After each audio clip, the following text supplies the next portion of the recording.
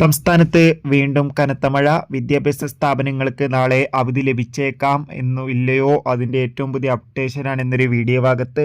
വീഡിയോയിലേക്ക് മുൻപ് video like ചെയ്യുക, ചാനൽ സബ്സ്ക്രൈബ് ചെയ്യുക. ജൂലൈ മാസം അങ്ങോട്ട് ധാരാളം ചിത്രങ്ങൾ OTT റിലീസ് ചെയ്യും. നമ്മുടെ ചാനൽ ഭാഗം പരിശോധിച്ചാൽ ആ വീഡിയോയ്ക്ക് നിങ്ങൾക്ക് കാണാൻ വേണ്ടി സാധിക്കുന്നതായിരിക്കും.